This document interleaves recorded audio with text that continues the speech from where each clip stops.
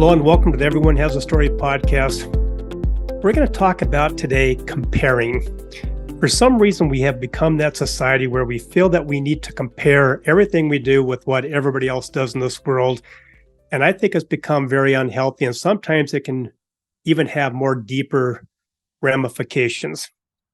But I'm really excited today to have that conversation with my repeat guest speaker, Angela Jamieson, because I get to tell one of my favorite stories and I get to have one of my favorite guest speakers join me. So this is going to be, if anything else, it's going to be a fun conversation today. So here's my story.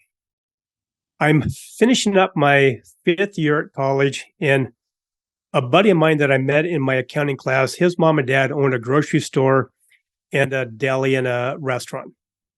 And so they need some help in the evening, so I became their night manager. And one of my big duties of the day, around 4:45 every day, is I took the bank deposit across the street to the bank with all the monies that were collected so far that day. So I'm in the back, and the dad, or Gary, my friend, was putting together the bank deposit like they do every day. I'm in the very back. I'm stocking shelves or doing whatever, getting it ready for the 5 o'clock rush. And I hear the loudspeaker go off asking me to come back to the back office. So I know what my job is. So I look at my watch, and instead of being 20 to 5 or 4:45, it's 5 to 5. So now I have to pick up, because I have to get that bank deposit in my hands and run across the street and get into the line to deposit it. So as I'm running to the back room, I had to go through where the checkout lines were. So I had to make a quick comparison. I had to make a decision, and then I'm making the decision on what shortcut do I take, and I'm comparing the two lines. So I take, of course, the shorter line to cut through so I can get to the back office quicker. So as soon as I said, "Excuse me," to the few people in front of the person checking out, I realized that this poor woman, the reason why everybody was not in her line is because this poor woman was very overweight, and she took up the entire aisle. So there was no way I am going to sneak by her.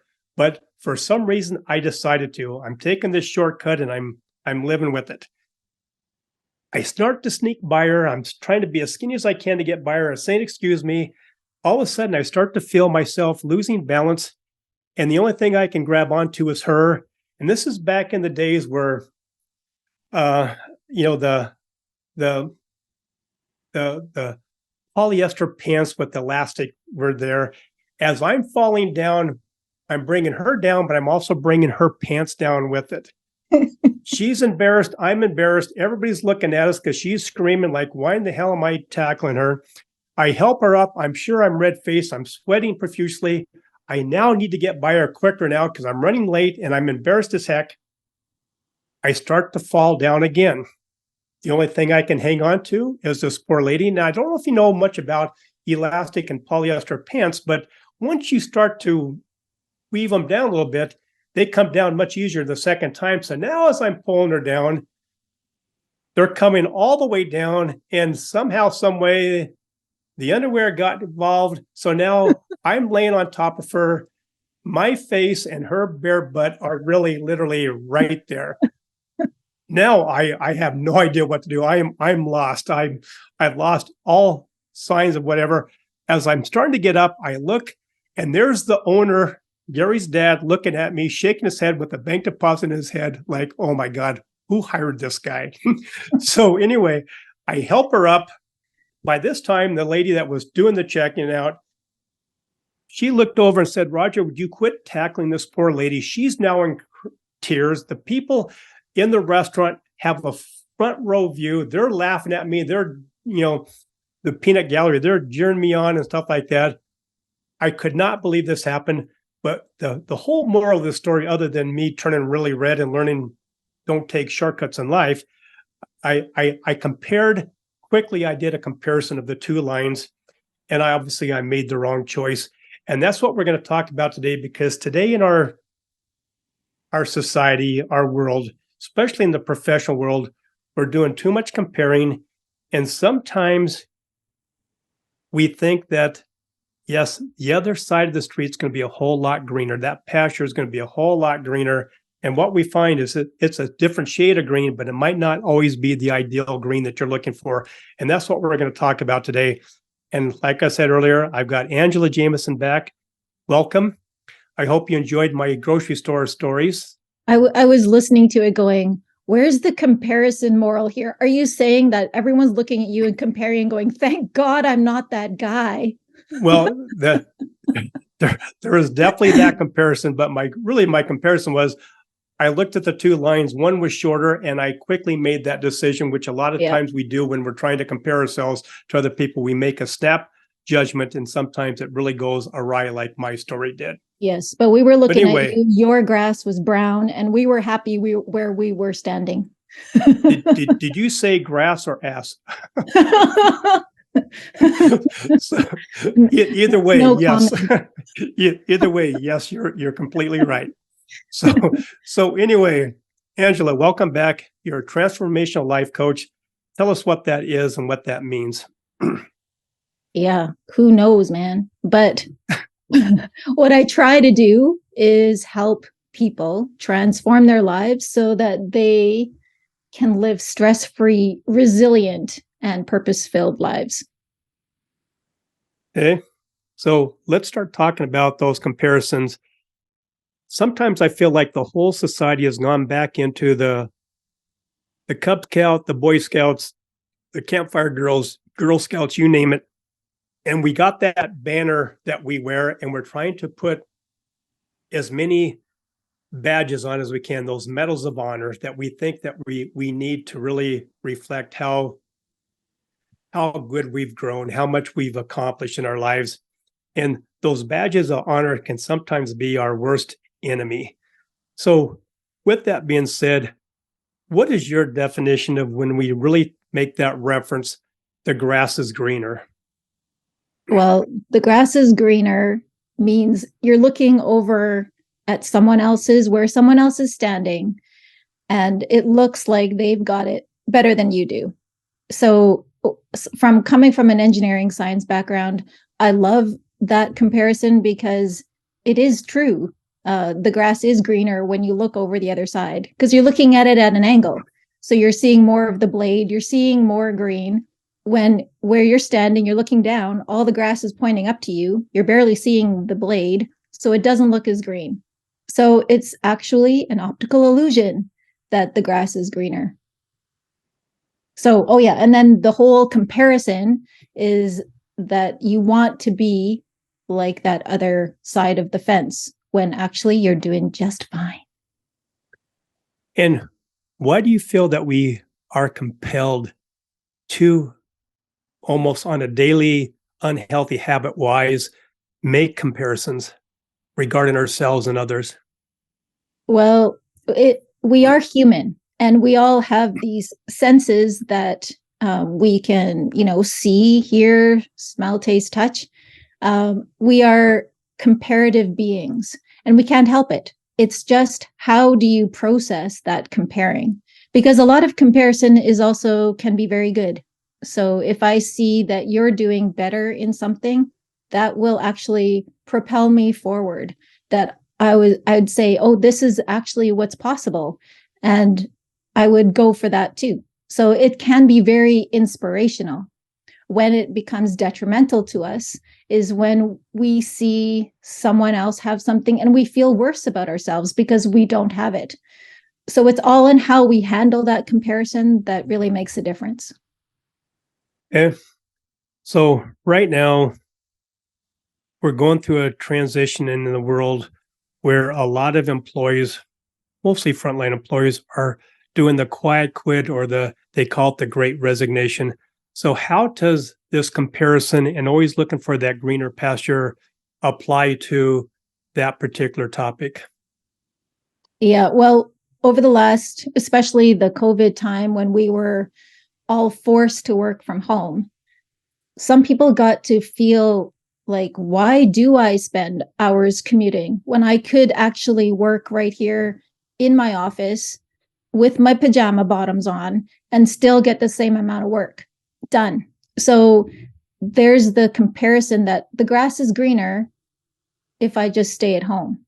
And then people had more time. So there's there's a, looking on YouTube and you see these multi-million-dollar entrepreneurs saying, calling you or coming into the video with on their luxury yacht saying, I've been doing this for the last 3 months. You can too if you just follow my method.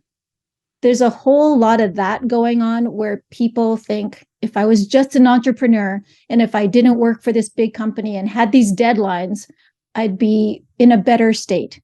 So I think actually this last time has heightened our comparison because we were really forced to look at what is important to us and what am I really doing with my life?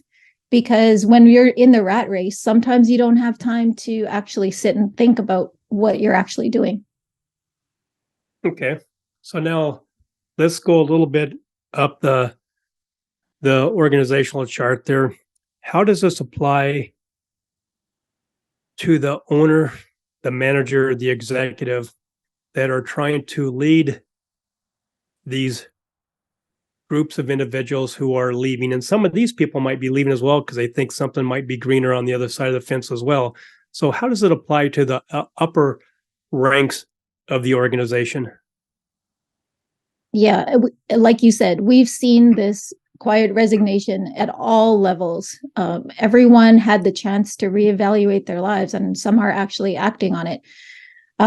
If you are a senior manager, if you're a senior leader, it is your job to deal with this comparison, and the way that you do it in a positive way is to make sure every employee feels that their part of your puzzle to achieving your company goals is well understood, well appreciated.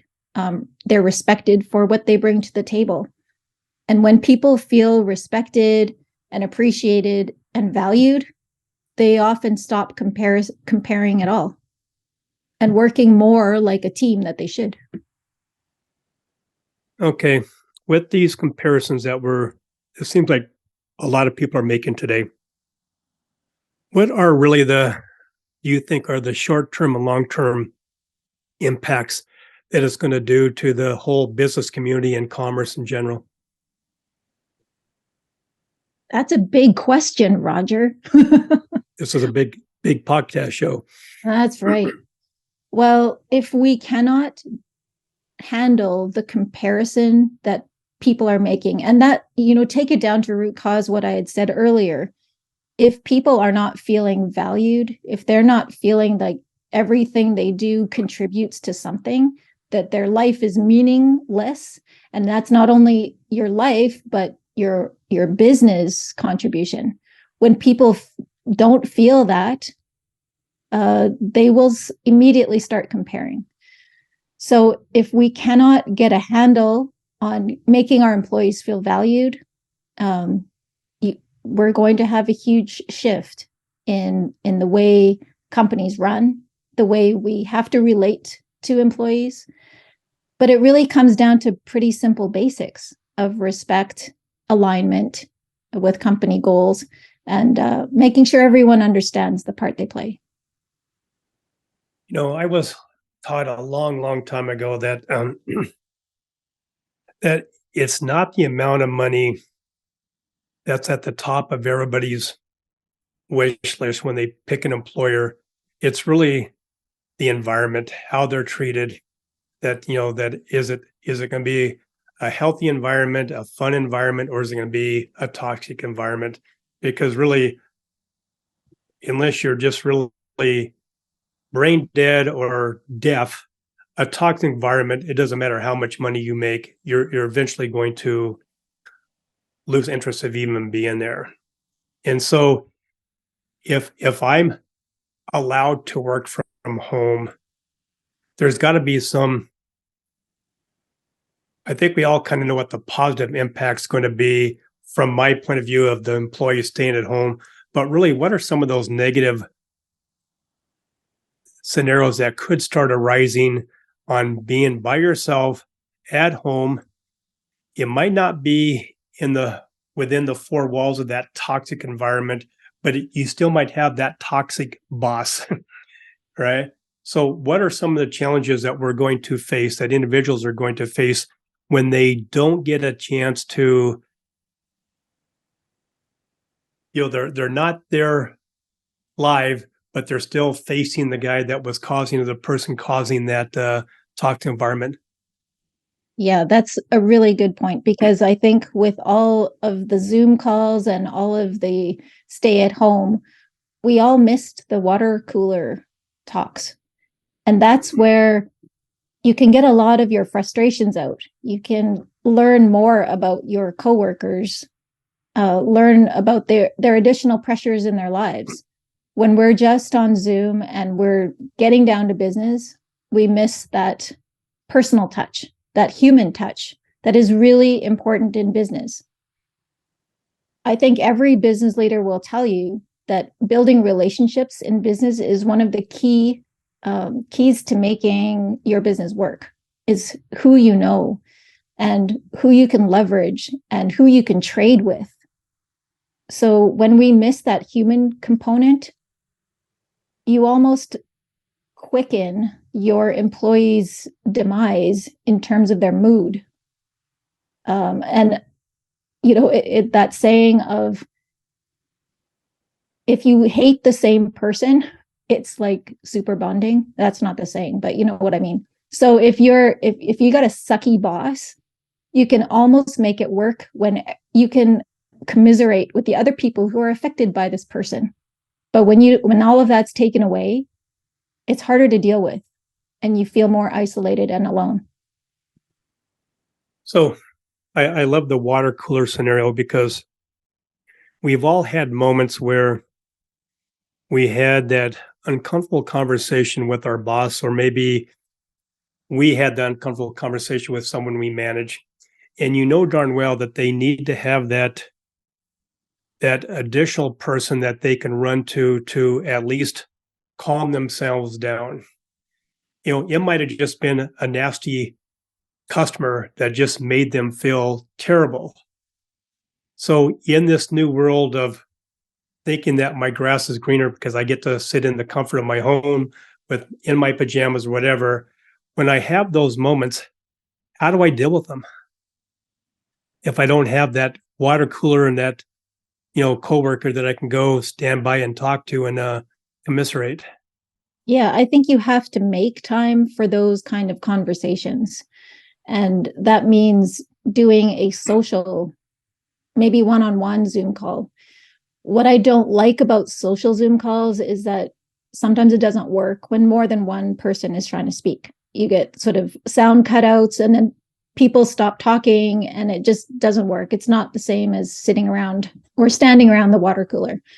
So it's making that one-on-one time to connect with people on a social level, maybe on Zoom, maybe actually getting together. God forbid we get together physically again, right? Exactly, because sometimes, depending on what the scenario was, sometimes it's not the words that are said, but maybe it's that, like you said, that human touch where you just go up and give someone that necessary hug, or that necessary pat on the back because they did something good. It's hard to do that by Zoom. Yeah. I haven't perfected giving someone a hug, pat on the back, or a high five on Zoom yet. So, I don't know if they teach that course or not. But you mentioned earlier about how, there are so many different shades of green. And just because one might be a little bit a greener shade, that doesn't mean that that's really what's under the surface. There could be a lot of, moles or whatever that's going to be eating the roots, grubs that are eating the roots of that grass. And it's only a decorative grass or a very short-term grass before all hell breaks loose.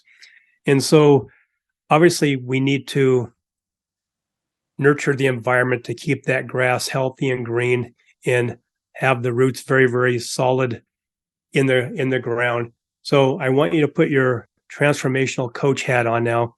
And what are some solutions to help employers, help managers, and even help the employees to all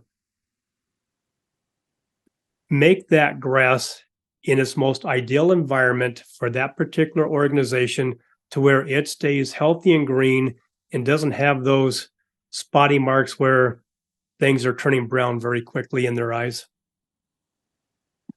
Whenever you say spotty marks on grass, I just think of when we owned a dog.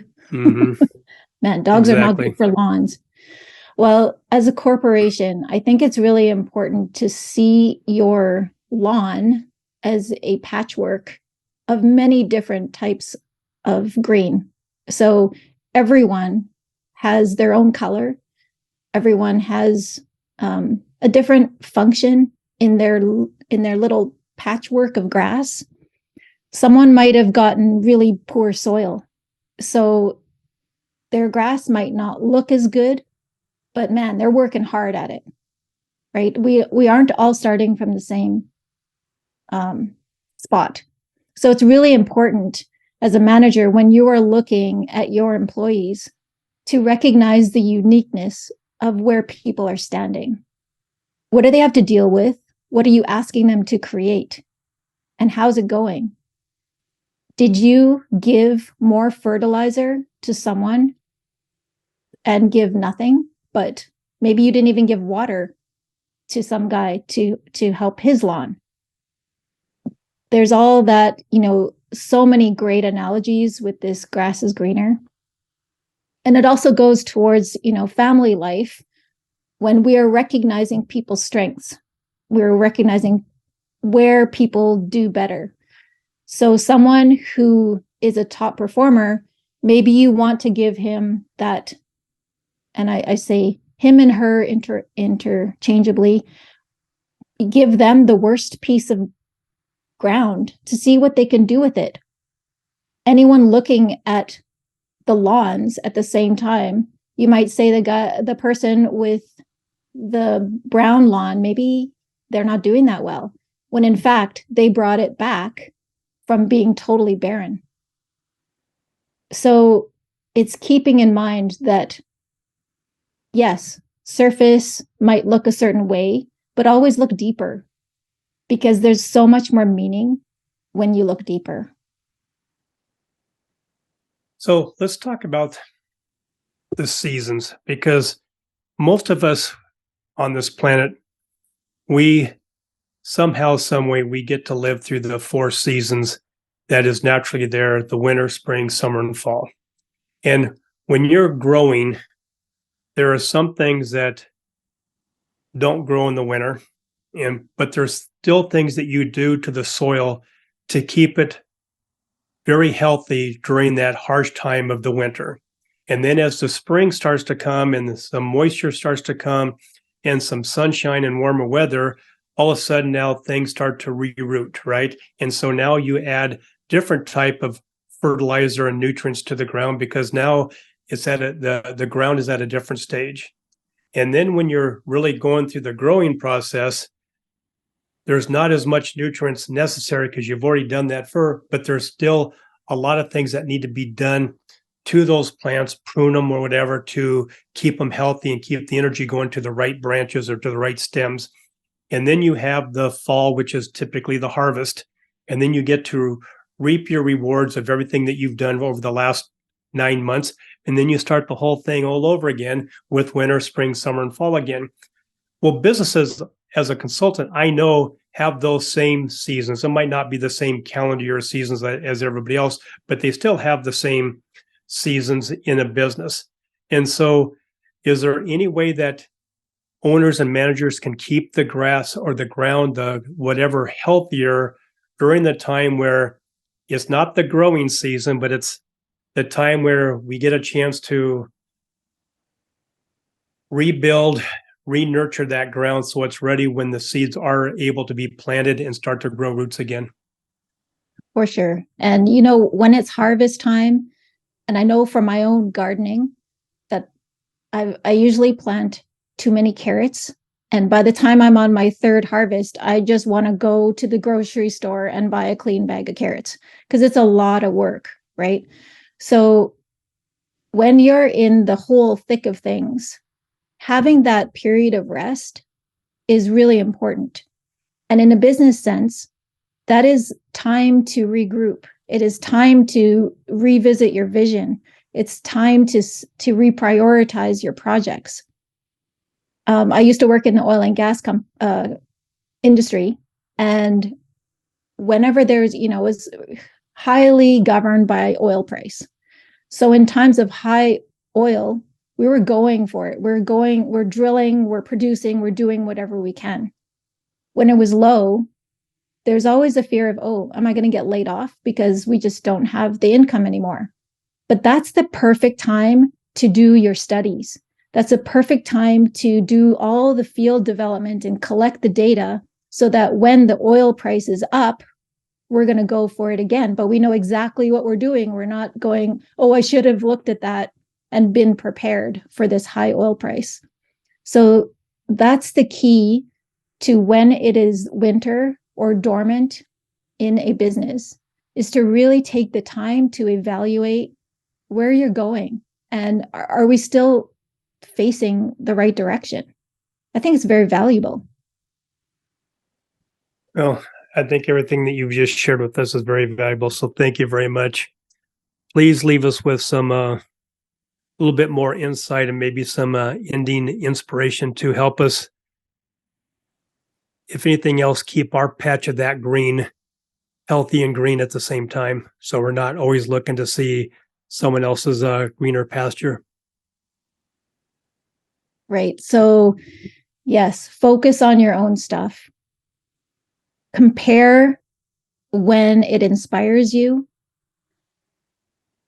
but always know there's something more behind whatever you're seeing. If it's really good, there's also a growth story that went behind that.